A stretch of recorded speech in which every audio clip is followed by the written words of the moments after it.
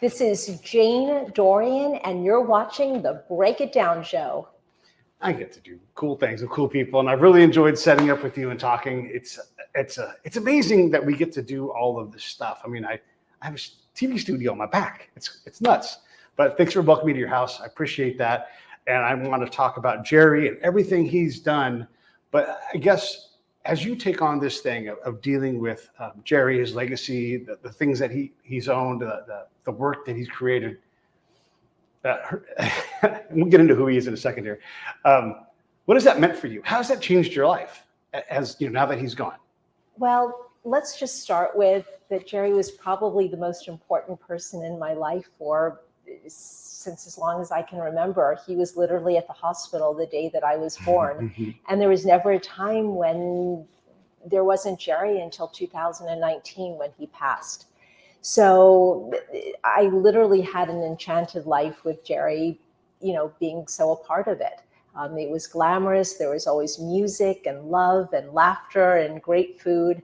And so now really to be able to oversee his legacy is the honor of a lifetime. And I just so want everybody to know and love and be inspired by his music. So that's what it means to me. Yeah. The music is incredible. Hello, Dolly. I mean, to make anything that Barbra Streisand sings, Louis Armstrong sings, I mean, there's only so many people in life to get to do something that pinnacle. But he had some of the biggest stars in the world, and not only the ones that are on Broadway or on the screen, but also the stars and celebrities, you know, like an Edie Gournay or a Steve Lawrence or whatever, who just embraced his music and it had a life unto itself. But I mean, let's get into some of the shows for a second for your viewership. Yeah. So his first Broadway musical was a show called Milk and Honey. And he was sent to Israel. Israel at the time was a young country, and we didn't know quite so much about it. And he was sent over there, and he was struck by the only word he needed to know was shalom. And it was the first song that he wrote for the show. And that was sort of the springboard. David Merritt came to see Milk and Honey and was impressed, so impressed with the music and lyrics. And for those that don't know the show, I really encourage you to listen to that music. It is so lush, and you see the promise. I mean, and Jerry continues to fulfill that promise for the rest of his career. And David Merritt comes to see it, and he says, Jerry, he said, it's a great show. He said, but can you write something a little bit more American? And he said, Mr. Merritt, he said, I'm, you know, apple pie and the American flag all rolled up into one. And he quickly wrote 3 songs for Hello, Dolly, which at that point was called The Matchmaker. And so your audience may or may not know that even though Carol Channing starred in Hello, Dolly, and as far as I'm concerned was the most iconic, I mean, she was Dolly Levi for the ages, it was not the producer's first choice. I think Jerry wrote the musical thinking that Ethel Merman would play Hello, Dolly first time out. And at the end, she was the final Hello, Dolly. So his dream did come true. And he threw in a song that he wrote for her specially. And then it was offered to Nanette Fabray, and she turned it down. I believe she had a commitment. And then Mary Martin was offered the show, and she was smack in rehearsals for another show that actually flopped. I think it closed 3 days after opening, and she really wished she had been in the show, but she was a subsequent Hello, Dolly. And then it was offered to Carol Channing, and the rest, as they say, is history. There could not have been a more perfect Hello, Dolly than Carol Channing. Yeah.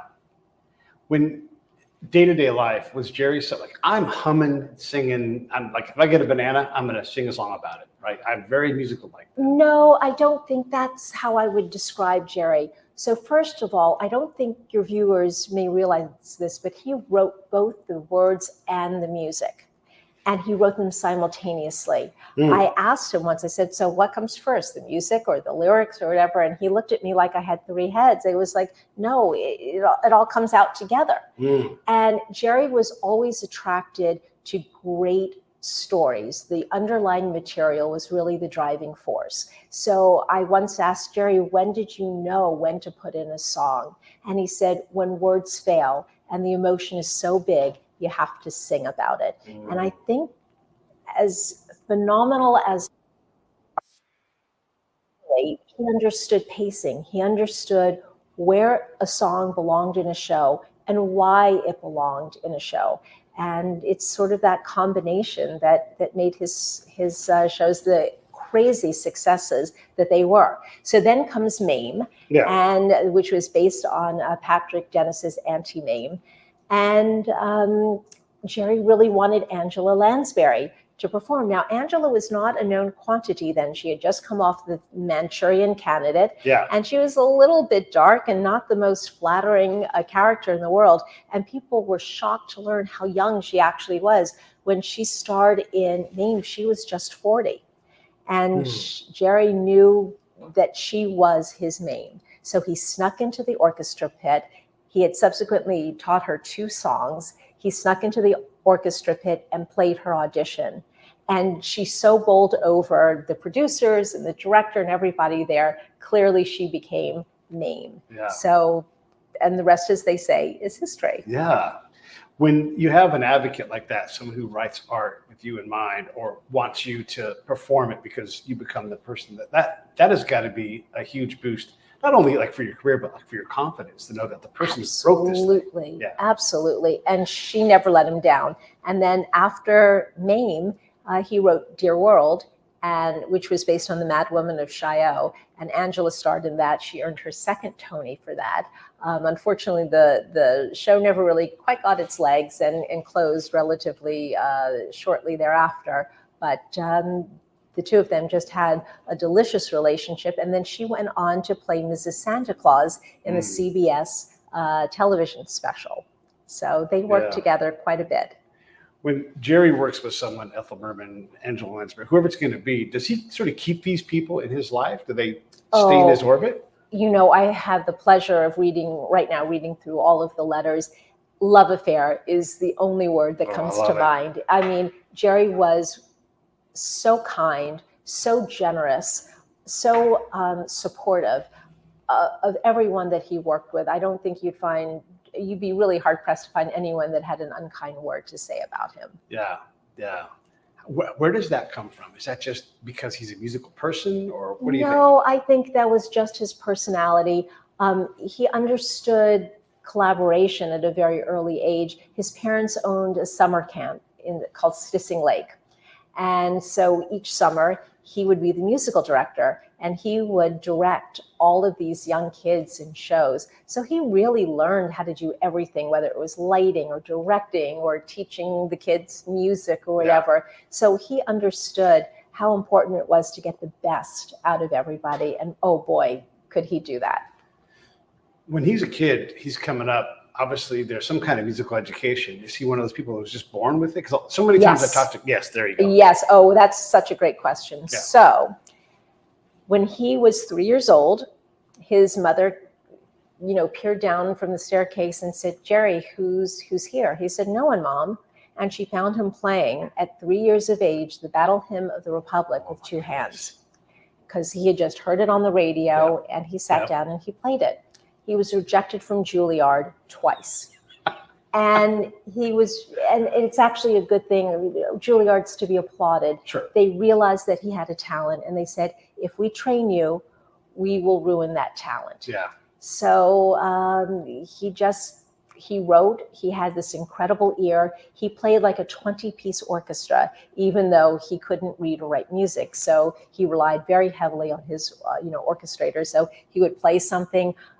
We can get into how I became his goddaughter, in a moment, but he would run and he would, play the music usually for my mother, and she would learn it very quickly. So eventually it could be written down. And then of course he would type out all of his lyrics. It's amazing. So first off, being your own librettist and composer is already an arranger. That's already amazing. But when you're telling me that he wasn't musically literate, that blows my mind. I mean, there's a lot of musicians that have that, but there's so many things that you have to keep track of in this, and he's just got it internalized. He has it internalized. But, Irving Berlin was the same way too. I mean, he was not the only one, but oh boy, you're right. He had it all in his head, and the way he could pull and just make things happen on a piano was really quite remarkable. and I brought that up because I heard hints of like guys like Mozart. And you know who else is like this is Frank Stallone. He says like, I didn't know how to play music. I got a download from God. He attributes all of it to God. And he's like, and then one day I just knew how to sing. I knew how to play music. You give him something, he has that gift. And who knows like why certain people have this thing. But it is truly, it is divine to wake up and be a 3 or Mozart. Here's his dad, his friend playing the trumpet. And he's like, I can play that thing. And he could. Yes. It's amazing. It is amazing. So the brain is wired one way or the other. Yeah. So, but Carol Channing had the best line. She said, when he stood before God as an infant, and God was handing out talent, he just kept on going back in line. He just didn't realize you were only supposed to stand in line once. He just kept on going back again and again and again. Yeah, what a sweetheart. Yeah, that's fantastic. So, okay, you have this unique relationship with Jerry. Let's talk about that. All right. So it's very unusual for a Jewish girl to have a godfather, but alas, I did. So my mother and Jerry met at the first day of college at the University of Miami.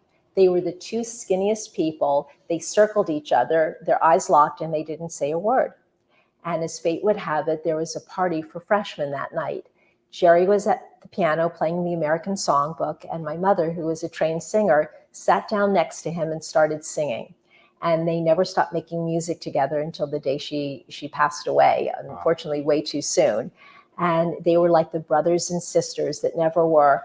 I could never understand how the 2 of them could be walking down the street and never saying a word to one another. And then instantaneously, they would break out in the same song in the same key. What? So they were so connected that so he would write a song, he would run to her, or he'd say, Carol, come on over here. And he would play the song for her. Yeah. How do we reckon with that? What does that mean to find someone? I mean, look, you have these gifts already. You're born with them. You show up. But then, if there is a divine power, he or she's pushing you together. At the University of Miami, we're not talking like in some, it's Miami. You're there. You don't go there to find your musical partner. You go there to do whatever. You're at a beach or all these other things, right? I mean, I'm just making up stuff. I love Miami. But it's just so improbable. It's so remarkable. It's so impossible, but it happened. It happened. And there were a lot of magical moments in Jerry's life. It was just like just being Jerry. He had so many amazing things that happened to him, and meeting my mom was one of them. Yeah. So, and then lucky me, when I was born, I was named after him. So it was just one of those unique relationships.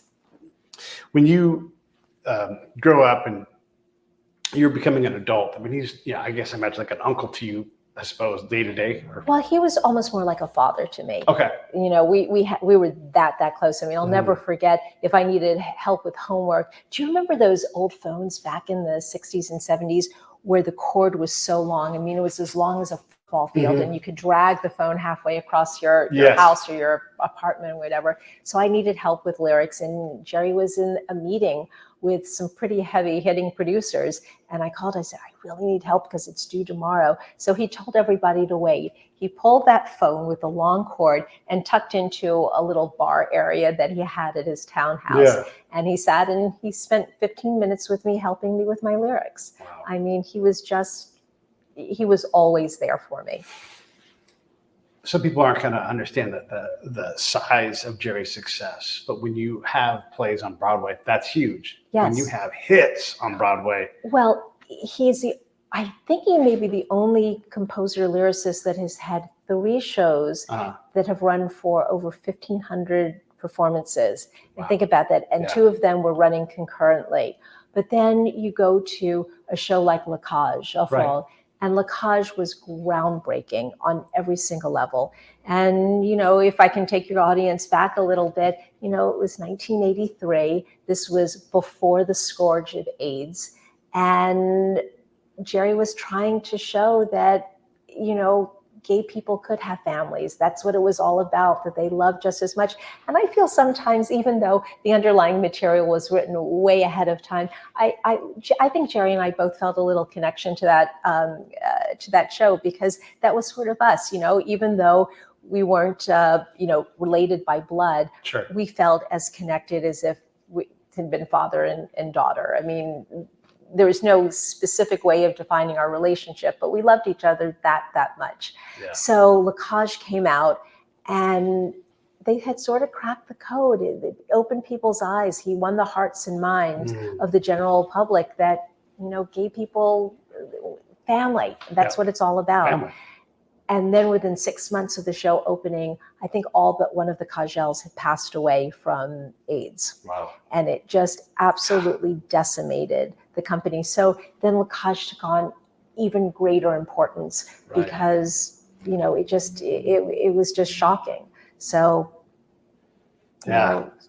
we have lived through some crazy times. We certainly have. Think about that, mid-early 80s time frame. And we didn't even know what to make of it, but it was just reaping. I mean, horrible. It was sweeping through large segments of the community, and it wasn't just the gay population. African Americans suffered terribly, and there are just so many stories, and they didn't understand what it was, and it was just heartbreaking. We lost so much talent, and I think the industry that probably suffered the most was Broadway. We lost people like Michael Bennett and Gower Champion, and I mean, people who could have just gone on to create more and to teach more. And it was really a tragedy. Yeah, boy, the music from Lacage is incredible also. It is incredible. I am bananas about musicals. I mean, you could take me to a musical every day of the year and I would just be over the moon. It's such a brilliant blending of so many things. Well, it is, and it's truly an American art form. And I think it's sort of an X-ray of our souls. I mean, I referred earlier that Jerry knew when to insert a song in a show because the emotion is so big that you have to sing about it. And that's why I think we have his songs in our hearts and always on our lips. I mean, a mom who's getting ready to marry off a child really understands if you walked into my life today. Just, I am what I am. I don't know if your audience has heard Leslie Uggam sing I Am What I Am, but his songs transcend gender and orientation and everything else. So his songs are sort of ubiquitous. I mean, that the emotion is so true. And I just think that the more we go back and listen to his songs and his lyrics, they resonate even more today. A composer-lyricist for the ages. I'm typing in the link for I Am What I Am here in a second. Put it up on the screen. And then Gloria Gaynor did a disco version of it. I mean, it won a gold record. Right. I mean, for so many, albums,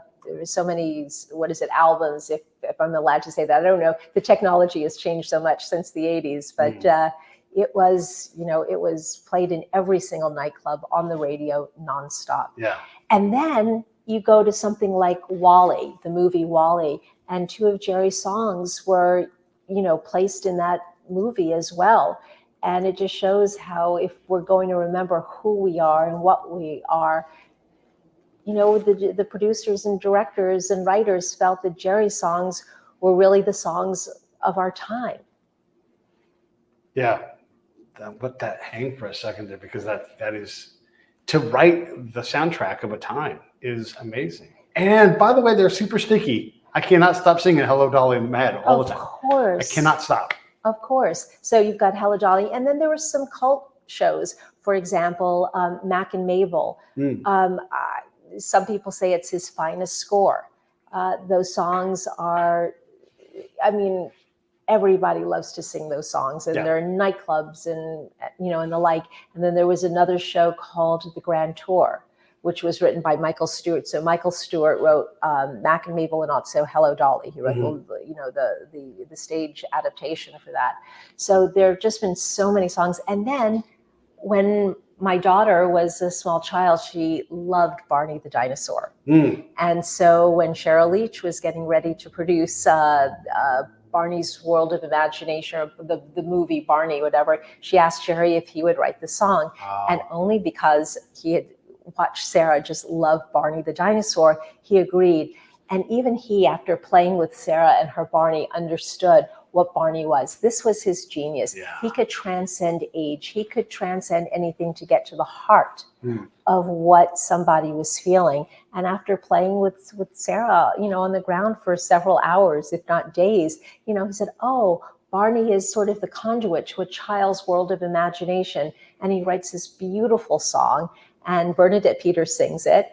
And, a 30-piece orchestra, and it's absolutely sensational. And you can't believe it's a children's song. So, yeah, when you talk about Bernadette Peters and all of these names that you just over and over and over again, all these people that adore him, like, it makes me a little bit emotional and happy. I mean, it's just it's a neat thing to have, and then Bernadette sings at his funeral and all that kind of, she is such a special person, and she's in a community of special people. She is. So when Jerry passed away, we did an incredible memorial for him at the Lunt-Fontanne. Michael Feinstein and I produced it together.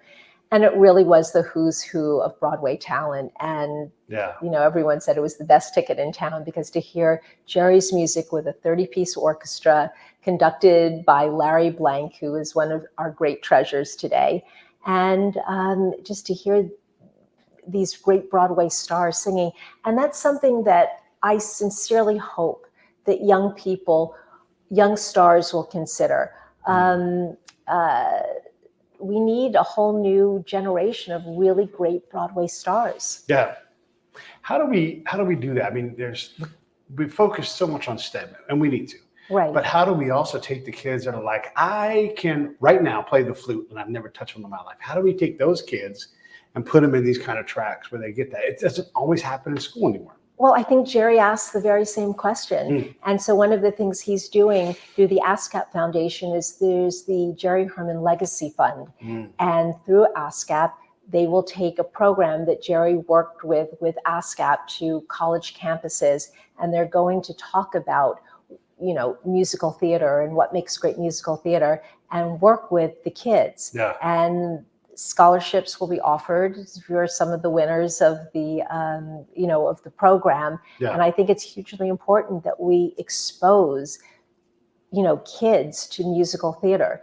It used to be, I hear time after time, that someone's grandmother would take them to the theater, and it opened up their eyes. Well, it's a little harder to do today. There are not as many productions, or, grandparents just don't do it as a matter of course.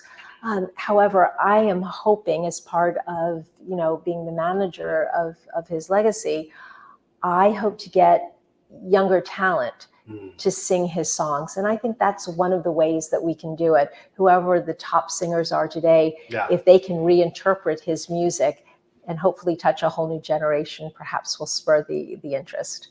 Yeah, I mean, that's the goal, right? Just to continue to look. It's timeless music anyhow, and even if you do update how many times have we done Romeo and Juliet? Exactly. Over and over again. Sherlock Holmes, all over the place, all the time, and new ways of thinking about it.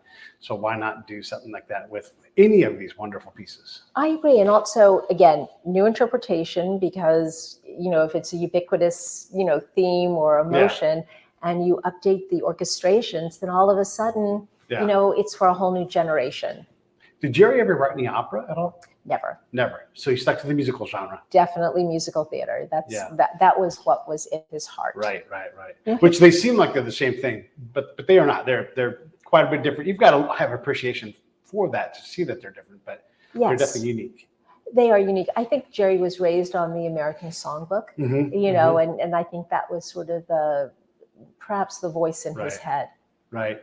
When you think about his work and what you think is like the best examples, I mean, there's so many wonderful things. It's hard to, like, when people ask me, like, what's your favorite episode? I'm like, I don't know, the next one, the last one, right? Well, I think the key to Jerry's work is he understood simplicity without ever making it a cliche. Yeah. And I think that's just, I think it's a huge part of his success. You alluded to, it sticks in your head. Yeah. It does stick in your head because he writes simply, but it's never a cliche. It's always true. Yeah. And there's a song that he wrote for Dear World called And I Was Beautiful. And he said it was one of the songs that made him most proud, because he felt he stripped away everything that was extraneous. And it was just what it needed to be. Yeah. So, I mean, there's so many songs, whether it's a ballad, whether it's a march. I mean, Before the Parade Passes By is one of the, the great, great songs. If You Walked Into My Life, how about It's Today? I Am What I Am. I mean, these are all amazing songs. And yet, if you go back to Milk and Honey, Let's Not Waste a Moment. I mean, I dare you to listen to that song and not start crying. Yeah, yeah. Did you get a chance to go with him when he received his Kennedy Center honors? I was right there with him. And that was something. So he was only allowed to take 6 people. Yeah. Really 5 and himself. So he brought his husband, and he brought my husband and myself, and his oldest, dearest friend, Alice Borden, and her partner. So it was a very, very special weekend. Yeah. Could you? I mean, I can't stop smiling just. I wasn't even there. Well, you know what? I'm so glad this country honors its own in that regard. I mean, Jerry does deserve the highest honors from the nation, and he was beyond thrilled to receive that award. I know he's beyond thrilled, but let's dig a little deeper. Like, what was it like for him? What did he say? What was he? He hadn't been blown away. I think he was. I think it was a bit surreal for him. He wasn't feeling very well. It was sort of the beginning of his physical decline, but he mustered up every ounce of energy he had. When you're a recipient of the Kennedy Center Awards, you don't really speak, right? When you receive your award. But I think he was just saying to himself, like, how did I get so lucky? You sort of have to pinch yourself a little bit. And just to be, at the White House and with President Obama and, the talent that was in that room, I mean, with Sir Paul McCartney, I mean, it just doesn't get any better. As a funny story, you mentioned Louis Armstrong at the very beginning of the interview. Right. I don't know how many of your viewers know that before Hello, Dolly opened, Louis Armstrong recorded the song Hello, Dolly, and it beat everything on the charts, including the Beatles. It was the #1 song on the top charts. And this is 69. This is the Beatles. No. Hello, Dolly was 64. 64. Okay. So, I think Hello, Dolly has a very important place in American history. Forget an American musical. Yeah. It was the first happy musical after the Kennedy assassination. And this country really, really needed to heal. Yeah. And, the show is about second chances and rejoining the human race. And I think that's exactly what happened, with Hello, Dolly. But getting back to the whole Louis Armstrong thing, it was crazy because, there were these 45s. I mean, we're old enough to remember what a 45 is, but somebody probably born in 1990 would not know what a 45 was. Anyway, so there were 2 sides to the 45. They were singles. And on one side was a more famous composer and song. And then somebody in the studio just threw this Hello, Dolly song because he thought it was kind of cool to Louis Armstrong. He had never seen it before. And he did it without any rehearsal. He just sight read the whole thing, and look at the incredible success it became. So everybody wanted to see this show based on this wonderful recording. When you're there doing the Kennedy Center honors and Jerry's getting them, I mean, I think about whenever you watch that and you see, Dolly Parton gets hers, and Shania Twain is singing Coat of Many Colors. And it makes me a little bit emotional just talking about that. And you see, first off, Shania Twain can sing whatever she wants, and it's going to be incredible. But she's singing it to Dolly, for Dolly. Right. And then Dolly gets it. She feels it. Yes.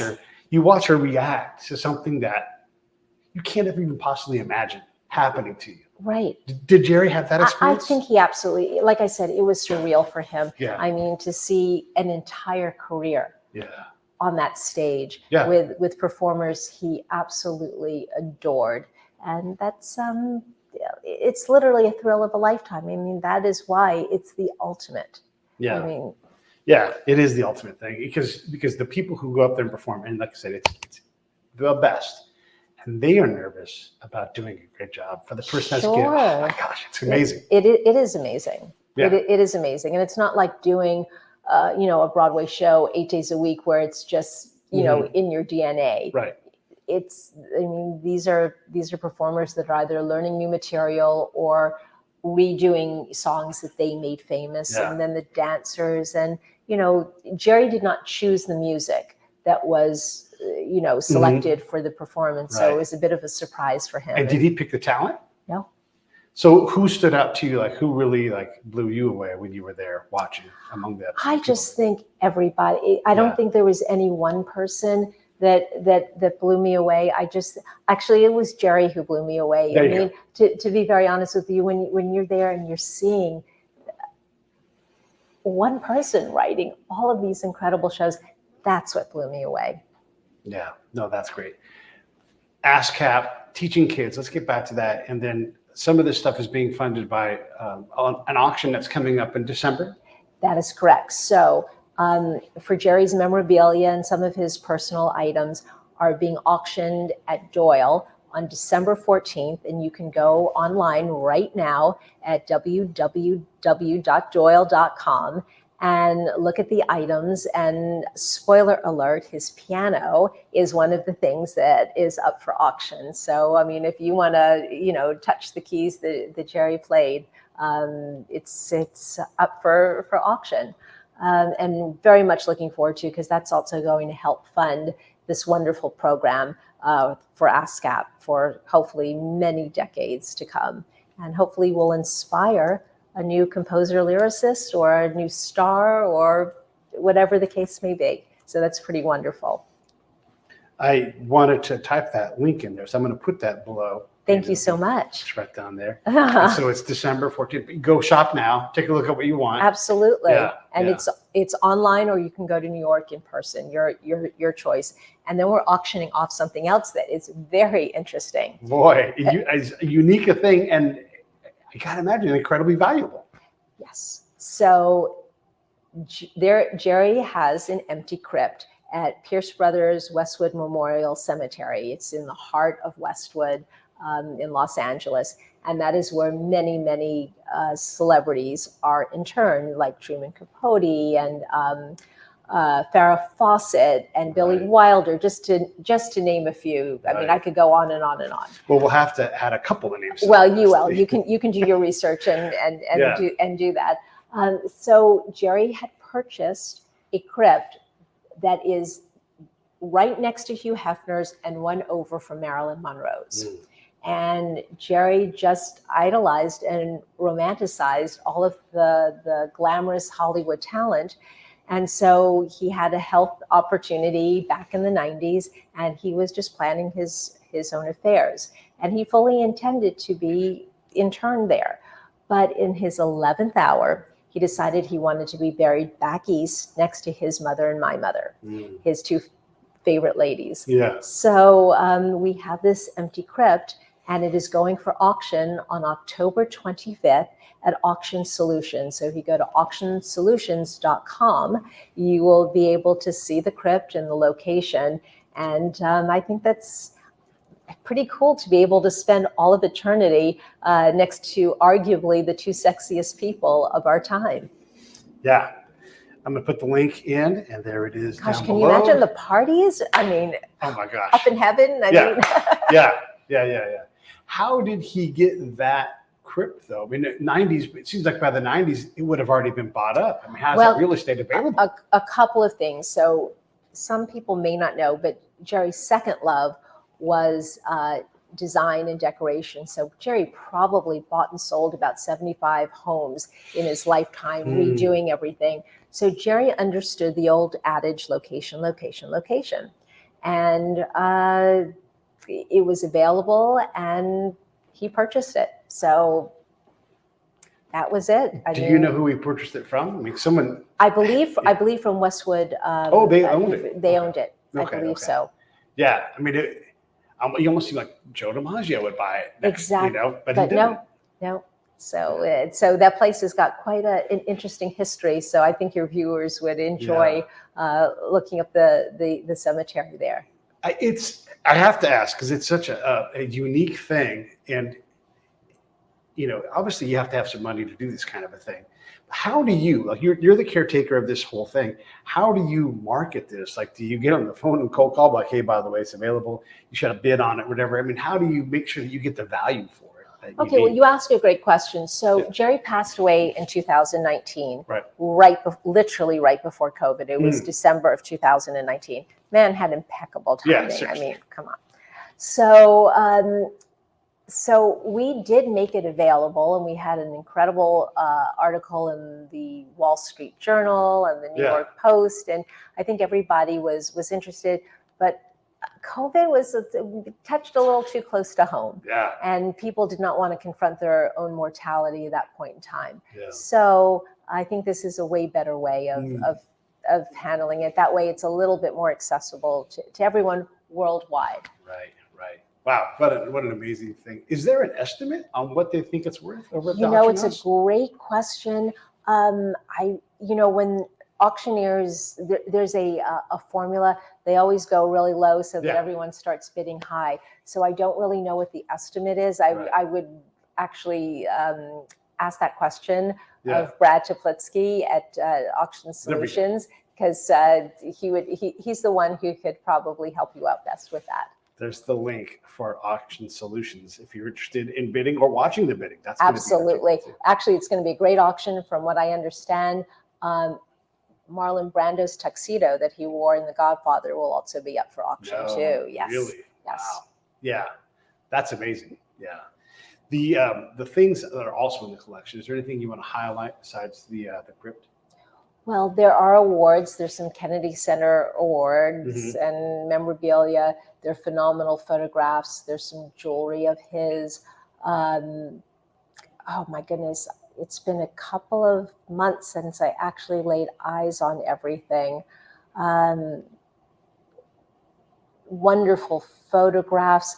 I think there's some, like a whole collection of his playbills.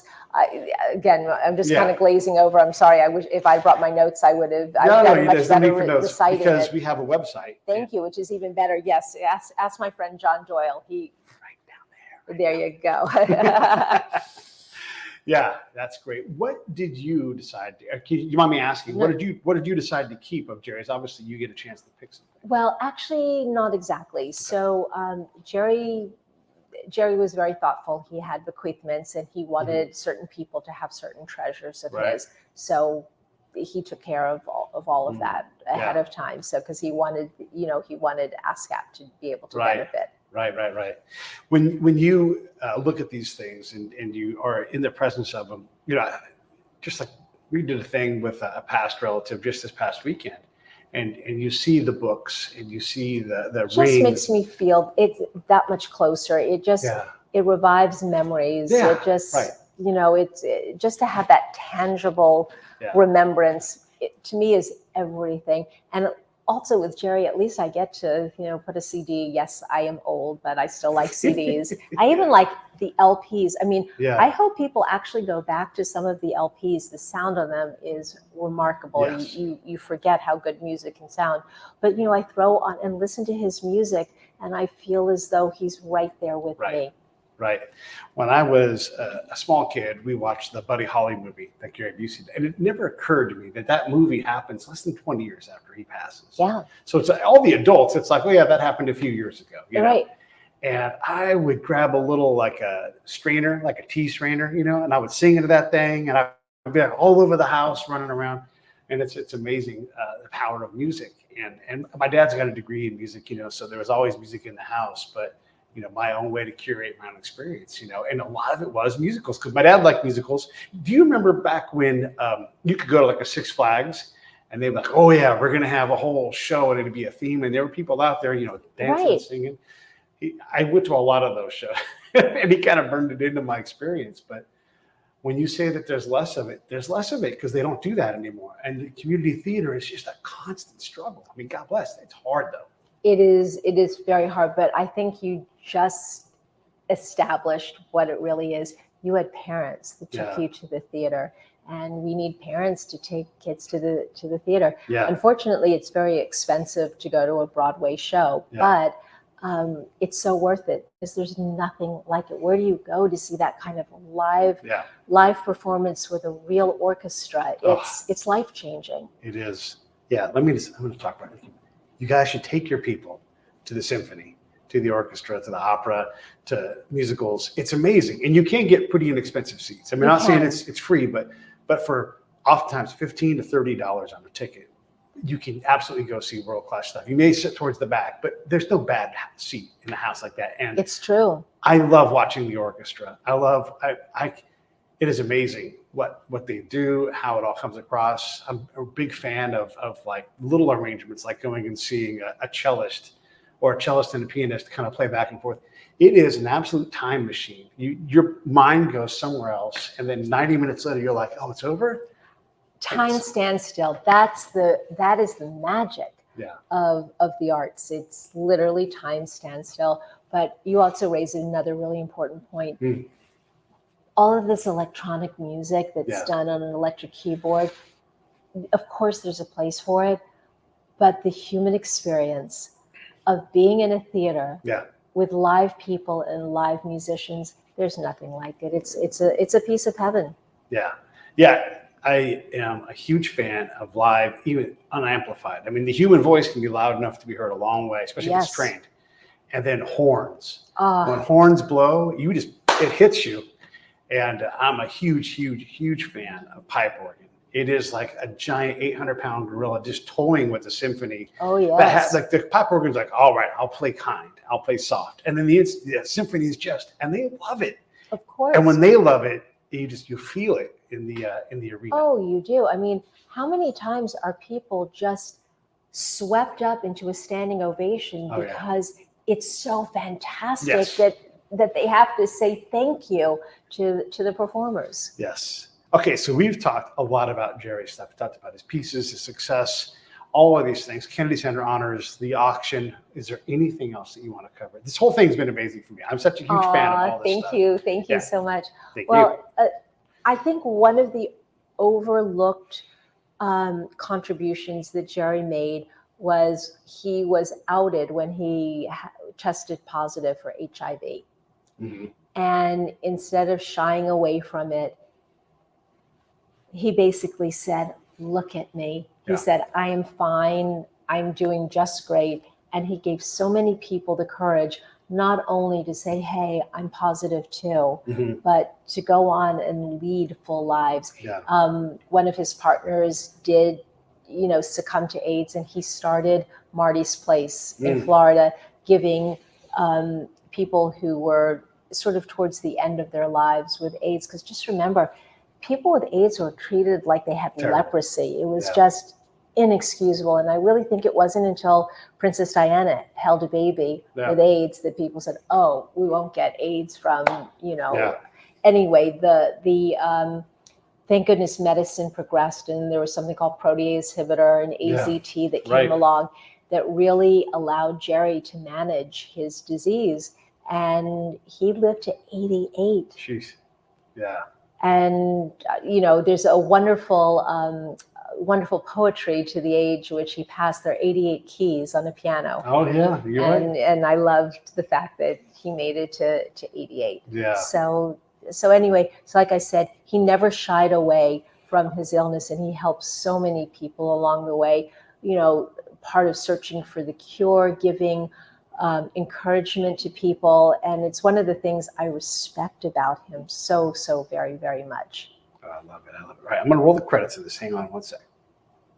Hey, thanks for watching the show. I really appreciate it. Right here, you can subscribe. Please do that. It makes the show grow. Hit that notification bell so you know which incredible guest is coming up next. Down below is the PayPal link. You can put a small subscription in. That is an enormous help. All that money goes right back into the show. And then right up over here are the next episodes you should listen to.